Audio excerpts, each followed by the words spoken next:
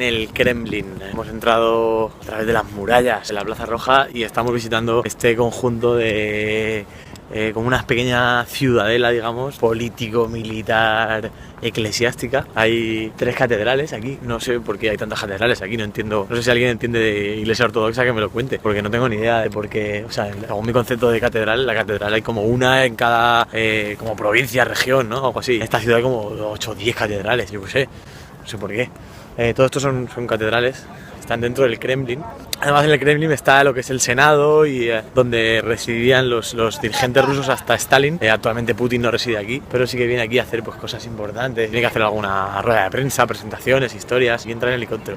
Ya os digo, esto está todo fortificado y la verdad es que es bastante curioso, es bonito y que veis el paisaje.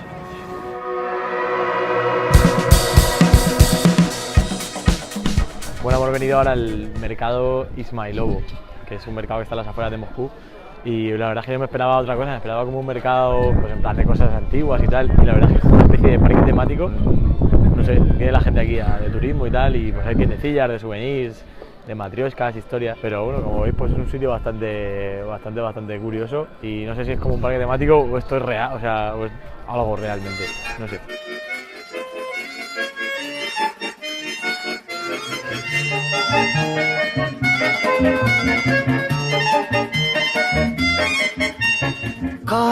Каждому в лучшее верится, катится голубой вагон. Bueno, pues efectivamente había una parte de mercadillo también, de antigüedades y la verdad es que es brutal.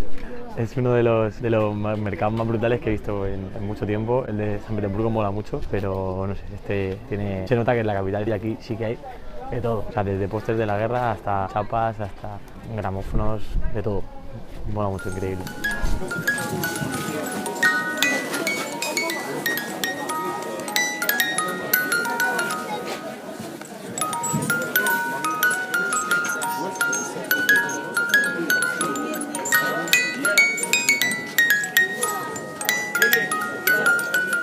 La verdad es que Moscú me está molando bastante. Tiene una mezcla muy chula de historia a nivel de importancia como ciudad en el pasado, ¿no? Y también en algo que yo no conozco nada, que es el comunismo. Me llama mucho la atención las construcciones, el cemento, las construcciones gigantes, pero además son como todo muy ancho, todo muy grande, todo muy magnificente y con las hoces y los martillos, toda la simbología comunista y el legado que aún queda, porque aquí la gente pues me da la sensación de que el comunismo no lo ven como algo tan negativo, porque quizá trajo muchos avances a este país y les hizo ser competitivos a nivel mundial y ser una potencia y seguir siéndolo.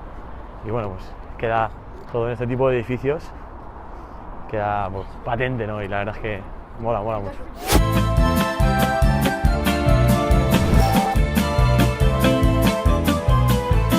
Расцветали яблони и груши, поплыли туманы над рекой. Выходила на берег Катюша, на высокий берег, на крутой. Выходила на берег Катюша, на высокий берег, на крутой.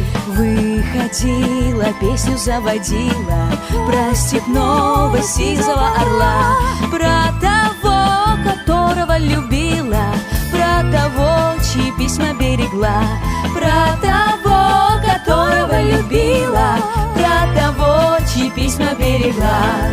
Пой ты, пой ты. Bueno, el museo está muy interesante, sobre todo porque te introduce un poco la historia contemporánea de Rusia. Hay una exposición que han abierto hace poco, temporal, sobre la Revolución Rusa, porque este año se cumplen 100 años, este es el cartel. Este año se cumplen 100 años de la Revolución Rusa y bueno, pues te explican un poco el entorno que pasaba en Rusia, por qué hubo una revolución, qué pasos se fueron dando, cómo era la sociedad y cómo lo que consiguió la sociedad rusa en muy poco tiempo, que consiguió ser una de las sociedades más libres del mundo, aunque luego, bueno, cambiarían un poco las cosas.